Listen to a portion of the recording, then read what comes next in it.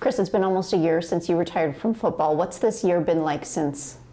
It's actually been a lot of fun. This was my first summer off in a long, long time. You know, I got to enjoy Regina. I got to see all the beaches around town. I got to spend a lot of really quality time with my wife and daughter. And it was nice. It was nice not having to do training camp and everything. You still miss parts of football, but it was really an enjoyable year. What are the parts you miss about football? The playoffs. I really miss the playoffs. That's kind of one of those ones. You talk to any football player who played a while, like that's when everything comes together and like the team comes together. It's an amazing feeling. Miss the games, I miss the locker room. As I said, I don't miss training camp and practices. I could leave those too. Fair enough. What would be some advice for Chris Getzlaf as he makes his official transition out of professional football? Just make the transition. You know, if you kind of try and hang on and like talk about being a football player and like focus on the things you did as a football player, you kind of get stuck in that loop, that same sort of pattern you've always dealt with, which has served him very well for a long time. But at some point, you have to cut the cord and move on, and that's kind of. Jeremy O'Day actually gave me that advice when I was retiring, and I felt like it was really smart advice at the time. Just you really have to step away and move on with the rest of your life, because when we retire, we're quite young, so there's a lot of chances to do a lot more fun stuff as long as you don't keep focusing on football. Do most guys that play professional football make a plan for after football, or are you so absorbed in that game at that time that you don't think about the future? Unfortunately, not as many as they should. It's hard when you're in the moment of playing football. Like it's all encompassing, and it's a whole lot of fun. So like a lot of guys get stuck in that. They think they can just play football forever. But some guys, usually guys play longer. They have a plan. Luckily, Chris has a good plan. But yeah, as a player association rep for years when I was still playing, I kept harping on the young guys: A, get your degree, then B, get an off-season job. And some listened and some didn't. So you just do your best. What are some of your favorite memories with Chris Getzlaf? I tweeted this out earlier. Early in his career, he was the Calgary killer. I love that. He would just, every single game we played Calgary, he would just light them up, and he was just unstoppable. And it was a lot of fun. Like, so you get a nickname like that, it was a good time. We always used to make fun of Chris because he's not the fastest guy.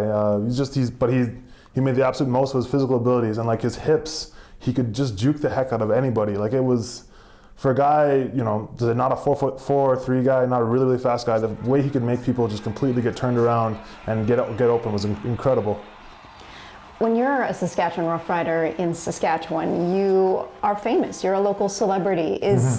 What's it like then to not be on the team, but to still be in the community and part of that beloved team? It's definitely a transition, just like playing football for sure.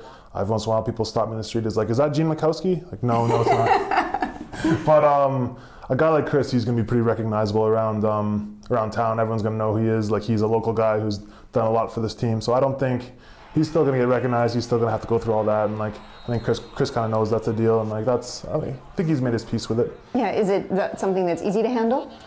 Initially, no. I was never as famous as Chris or anything like that, but the first time you get recognized in public for something like that, it's a bit of a strange moment for sure, especially speaking personally as an offensive lineman, but you have to want to get used to it, you know, like some guys don't like it as much. I never really bothered it. It bothered me. I knew eventually they'd stop asking for my autograph, so I might as well give it up while I still had a chance. But I think Chris, he's got a great local presence here. He does really good work with the Humane Society and everything, so I think he's used his celebrity for good, and I think he'll probably continue to do that. Has he talked to you about what's next for him? Yeah, I mean, he's worked as a financial planner for quite some time now in the off seasons. He was one of those ones who embraced the off season to do real work, and I know he had some opportunities back in football, but he decided to be a financial guy full time, and you know, best luck to him with that. Are there life lessons that you learned playing football that you apply now in your new life? Oh, absolutely.